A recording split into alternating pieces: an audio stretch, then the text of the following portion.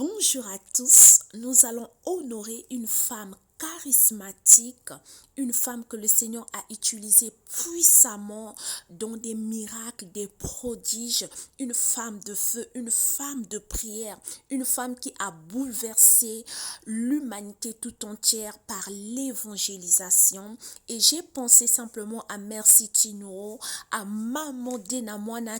Catherine Kuhlman est née le 9 mai 1907 au Concord, dans le Missouri, États-Unis d'Amérique, de parents allemands, Joseph Adolphe et Emma Kuhlman.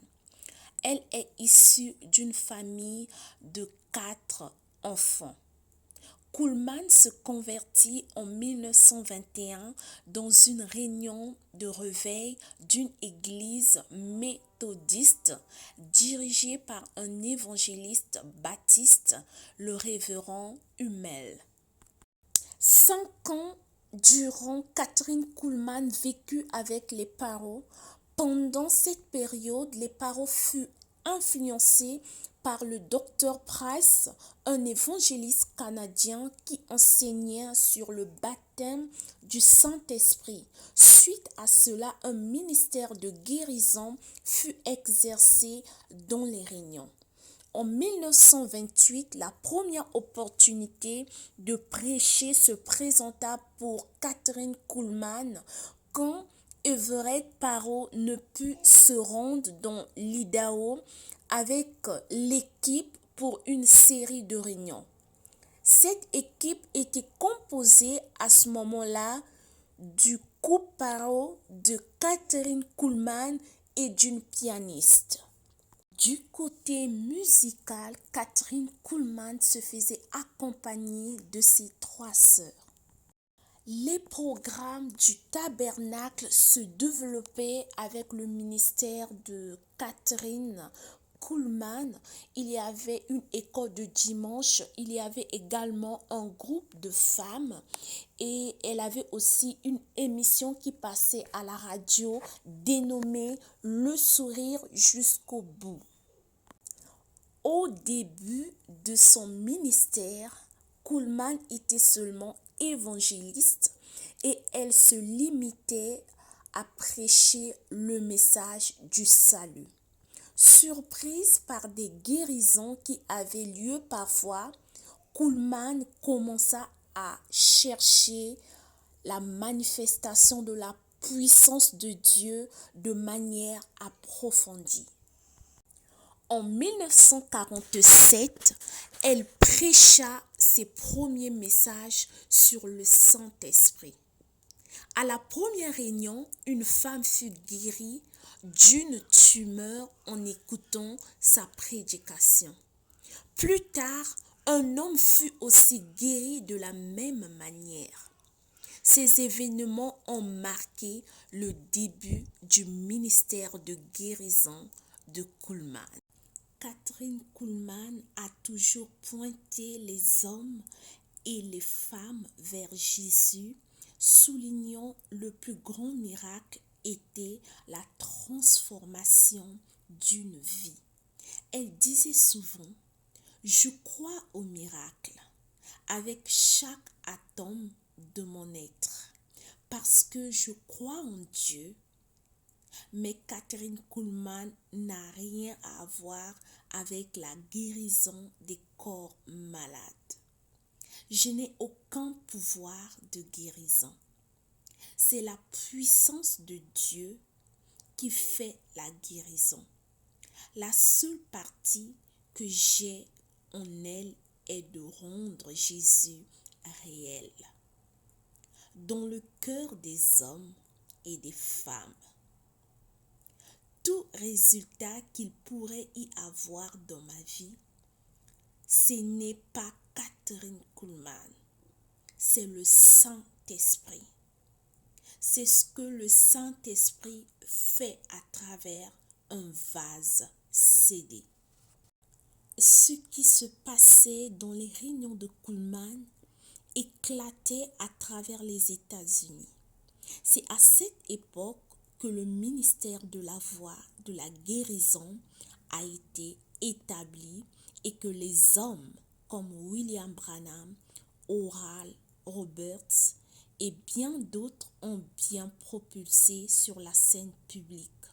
Kuhlman n'était pas associé à ces groupes, mais est entré dans le flou de ce que l'Esprit de Dieu faisait à travers le pays et le monde.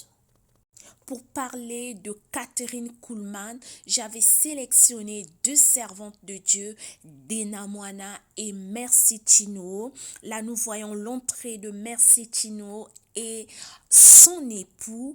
Ces concerts sont remplis de plusieurs personnes. La puissance de Dieu est à l'œuvre. Le Seigneur se manifeste puissamment lors de ces concerts, lors de ces moments d'adoration. Vous pouvez aller sur sa chaîne YouTube ou sur son Instagram pour en savoir plus ou pour confirmer ce que je suis en train de dire. Kathryn Kuhlman a écrit plusieurs livres. Je cite, « J'étais en coup d'œil à la gloire. Dieu peut le faire à nouveau. La plus grande puissance du monde. » C'est un titre d'un livre. Volume de cœur à cœur. Je crois au miracle. C'est aussi le titre d'un livre. La touche de guérison du Seigneur. Jamais trop tard. Rien n'est impossible à Dieu. Victoire en Jésus. Nous allons y revenir plus tard en long et en large à propos de Kathryn Kuhlman. Kathryn Kuhlman a été informée par ses médecins qu'elle avait développé un problème cardiaque à la fin de ses 40 ans en 1955. Elle a continué à maintenir un emploi du temps chargé pendant les 2 décennies suivantes, passant beaucoup de temps loin de chez elle, visitant des villes et des villages partout aux États-Unis et dans d'autres pays et assistant à des réunions de 2 à 6 heures qui se terminaient tard. Waouh, une vaillante dans la foi. En effet, en juillet 1975, elle a été informée que les médecins avaient détecté une poussée cardiaque mineure. En novembre de la même année, elle est tombée malade et a subi une opération à cœur ouvert à Tulsa. Elle est décédée peu de temps après, le 20 février 1976 à l'âge de 68 ans.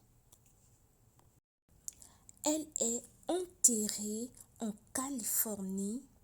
Une plaque a été installée en son honneur dans le parc principal de la ville de Concordia, dans une ville du centre du Missouri sur l'autoroute 70. Après sa mort, son testament définitif est devenu un sujet de controverse. Elle avait distribué 267 500 $, la majeure partie de sa succession à 3 membres de sa famille et 20 employés. De petites dotations ont été faites à 19 autres employés. Dans un rapport publié dans le indépendant Presse Télégramme, il a été relevé que ses employés se sentaient découragés qu'elle n'ait pas signé la majeure partie de sa succession à la fondation de son testament définitif. La fondation Kathryn Kuhlman a continué d'être active pendant les 4 décennies suivantes, avant de fermer définitivement en 2016. Un débat fait rage depuis plusieurs décennies sur la véracité de son ministère.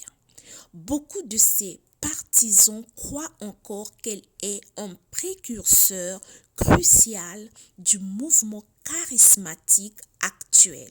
Cependant, il y a des gens qui contredisent cela, arguant qu'elle n'a jamais donné de leçons sur la source d'inspiration pour les guérisseurs comme Benny Hill et Benny Burke. Kathryn Kuhlman a marqué son époque, a marqué son histoire. Elle était pèlerin sur terre. Elle accomplit la mission par laquelle le Seigneur Jésus-Christ l'avait mandatée. Et je suis très heureuse de lire son histoire. Peut-être que plus tard, j'achèterai ses livres pour en savoir plus sur son ministère. Hier, on parlait de Kathryn Kuhlman. Aujourd'hui, on parle de la servante de Dieu Dena Moana et Mercy Tino. Ce sont des deux prototypes que j'ai sélectionnés, que j'ai choisis pour parler de Kathryn Kuhlman. Et les autres servantes comme Maman Jos, Maman Sandra Mbouyi et la sœur Déborah Lukalou. Soyez patients, je parlerai aussi d'elle en prenant des exemples sur les autres serviteurs et servantes de Dieu que le Seigneur aussi a utilisés puissamment. Que le Seigneur vous bénisse abondamment et richement. Il y a tellement de choses à dire sur Kathryn Kuhlman. Nous y reviendrons en long et en large plus tard.